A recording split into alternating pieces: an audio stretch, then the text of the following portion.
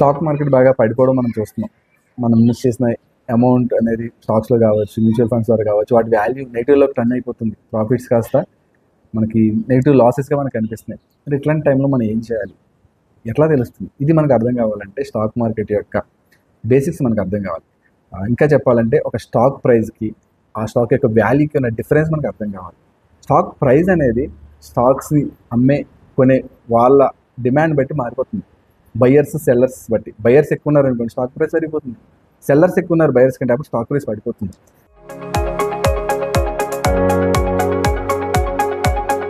ఇట్లాంటి అనుకోని ఈవెంట్స్ వచ్చినప్పుడు, వార్స్ జరిగినప్పుడు, ఎకనామిక్ క్రైసిస్ వచ్చినప్పుడు సాధారణంగా చాలామంది భయపడిపోయి, ఎస్పెషల్లీ రిటైల్ ఇన్వెస్టర్స్ చాలా భయపడిపోయి వాళ్ళ స్టాక్స్ వాళ్ళు హోల్డింగ్స్ వాళ్ళు అమ్మేస్తూ ఉంటారు. కాబట్టి అక్కడ సెల్లర్స్ పెరగడం కారణంగా తక్కువ ప్రైస్కి స్టాక్ అనేది ట్రేడ్ అవుతూ ఉంటుంది.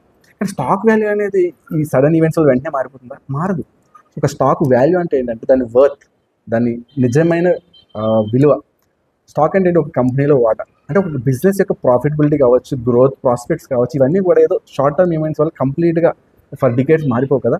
కానీ ఇది మనకి అర్థమైనప్పుడు మనం ఏదైతే స్టాక్లో కావచ్చు, ఏ పర్టికులర్ సెక్టర్ మ్యూచువల్ ఫండ్లో కావచ్చు, లేకపోతే ఒక కేటగిరీ ఆఫ్ మ్యూచువల్ ఫండ్లో పెట్టినప్పుడు ఆ కేటగిరీ ఆఫ్ ఇన్వెస్ట్మెంట్స్ అనేవి ఈ షార్ట్ టర్మ్ ఈవెంట్ వల్ల కంప్లీట్గా వాటి యొక్క ఫ్యూచర్ గ్రోత్ బ్యాడ్ అయిపోయి, లేకపోతే నెగిటివ్ అయిపోయి అవి ఉనికిలో లేకుండా అయిపోతుందా? అవ్వదు కదా. సో అది మనకి అర్థం అవ్వాలి. ఎప్పుడైతే మనకి అది అర్థమవుతుందో ఇదొక టెంపరీ ఈవెంట్, అయితే సెంటిమెంట్, ఇన్వెస్టర్స్ యొక్క సెంటిమెంట్, లేకపోతే మార్కెట్లో ఎవరైతే పార్టిసిపేట్ చేస్తున్నారో ఆ పార్టిసిపెంట్స్ యొక్క సెంటిమెంట్ నెగిటివ్గా అయ్యి భయంతో చాలామంది అమ్మేస్తున్నారు. కానీ ఇది ఒక టెంపరీ ఈవెంట్. అగైన్ మనం ఇన్వెస్ట్ చేసిన వేటిలైతే ఇన్వెస్ట్ చేస్తామో వాటి యొక్క ఫ్యూచర్ గ్రోత్ అనేది వన్స్ ఈ ఈవెంట్ సెటిల్ అవ్వగానే తిరిగి నార్మల్ అవుతుంది. అప్పుడు అగైన్ ఈ స్టాక్ ప్రైజెస్ కావచ్చు, ఇన్వెస్ట్మెంట్ వాల్యూ ఇవన్నీ కూడా నార్మల్ రేంజ్కి వస్తాయి. ఇంకా ఫాస్ట్గా గ్రో అవడానికి కూడా అవకాశం ఉంటుంది అనే క్లారిటీ అనుకున్నప్పుడు మన ప్రస్తుతం ఉన్న ఇన్వెస్ట్మెంట్స్ ఎంత డౌన్ అయిపోయినా మనం భయపడవసరం లేదు. ఓన్లీ థింగ్ మన దృష్టి ఎందులో ఉండాలంటే రాబోయే రోజుల్లో ఎకానమీ ఎలా రికవర్ అవడానికి పాసిబిలిటీ ఉంది. మనం ఇన్వెస్ట్ చేసిన స్టాక్స్ కావచ్చు, ఆ మ్యూచువల్ ఫండ్స్ ద్వారా ఇన్వెస్ట్ చేయబడిన సెక్టర్స్కి సంబంధించిన అవుట్లుక్ ఎట్లా ఉంది, ఫ్యూచర్ గ్రోత్ అవుట్లుక్ ఎట్లా ఉంది, దీని విషయంలో మనం స్టడీ చేసి అది మనం అవగాహన పెంచుకొని, ఒకవేళ అది బాగోలేదు, మేబీ రాబోయే 5-10 yearsలో ఈ పర్టికులర్ సెక్టర్ మంచిగా ఉండదు అనుకున్నప్పుడు then you can take a call to shift from that sector. ఆ సెక్టర్ నుంచి వేరే సెక్టర్కి వెళ్ళిపోవడం మీరు నిర్ణయం తీసుకోవచ్చు. లేదు, రాబోయే 5-10 yearsలో ఈ పర్టికులర్ సెక్టర్ కావచ్చు, ఈ పర్టికులర్ ఇన్వెస్ట్మెంట్ కావచ్చు మంచిగా పర్ఫామ్ చేయడానికి అవకాశం ఉంటుంది అని మీకు అనిపించినప్పుడు, అని ఒక సాలిడ్ డేటా బ్యాకప్తో, లేకపోతే ఒక సాలిడ్ డేటాను ఆధారం చేసుకుని ఆ విషయం మీకు అర్థమవుతున్నప్పుడు మీరు ధైర్యంగా ఉండొచ్చు.